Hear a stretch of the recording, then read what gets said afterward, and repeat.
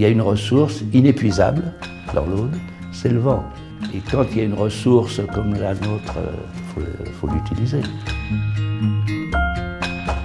La période des vaches grasses, ici, il y avait tous les corps de métier. Là, tout est parti, tout doucement. Il faut continuer à investir dans nos villages pour permettre aux gens de vivre normalement, pour continuer à vivre tout simplement, quoi. Il a fallu faire le choix d'un développeur qui soit capable d'appréhender ce projet dans sa difficulté. On ne pouvait pas simplement poser 4 mâts ou 5 mâts ou 6 mâts d'éoliennes au milieu des Hautes-Corbières. Il fallait absolument développer un projet de territoire autour.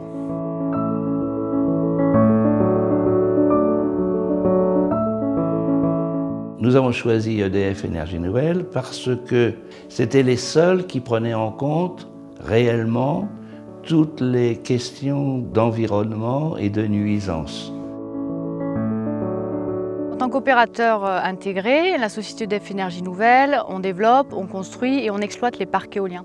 Donc on a vraiment vocation à être un acteur du territoire sur le long terme. À travers la concertation, l'objectif c'est vraiment que le projet éolien trouve toute sa place et sa légitimité au sein du territoire des Corbières. On est parti au départ avec mon collègue de la Cueillette, 2 communes, d'Avejan, Massac, et puis petit à petit, quelques communes alentours sont alliées à nous sur ce projet. Alors au départ, ça semblait très facile, et plus le projet avance, plus l'opposition se lève, disons.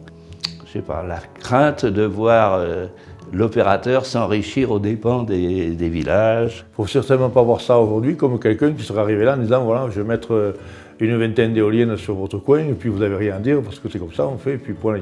C'est pas vrai. Voilà, il faut discuter. Il faut énormément parler, il faut discuter, il faut vraiment aller jusqu'au fond des choses, être honnête.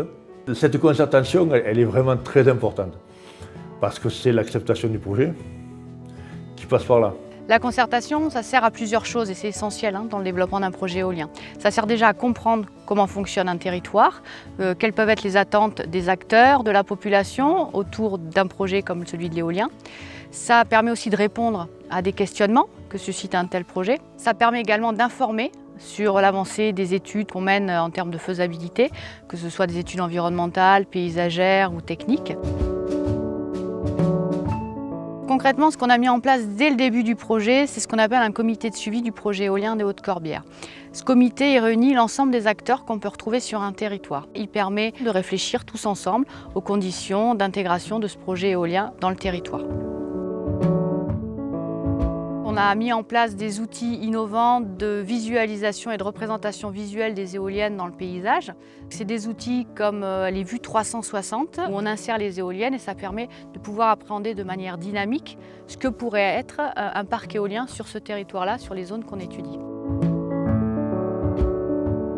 Pour la fédération, accompagner ce type d'installateur, on le fait en toute confiance. Voilà. On sait qu'on ne sera pas trompé, on sait que l'on sera respecté et que les territoires seront également respectés, tout en étant vraiment objectif, et c'est là l'avantage, c'est qu'on peut accompagner ce type de projet avec un recul suffisant pour savoir si effectivement il y a de l'impact ou pas. En clair, je voudrais dire que l'expertise de la fédération sera réellement ce que la fédération aura constaté sur le territoire. Grâce à tous ces échanges, à ces rencontres, on est vraiment dans une démarche de co-construction du projet éolien avec les acteurs du territoire. On est en train de remplacer, avec notre aide à nous, ce petit canton-là, on va apporter notre contribution au remplacement des centrales thermiques et de l'énergie nucléaire. Parce que c'est évident que ces éoliennes produiront beaucoup plus d'électricité qu'on peut en consommer, nous, ici. Je vois tout ce qu'on peut réaliser derrière et pour aider ce coin à retrouver comment dire, une qualité de vie.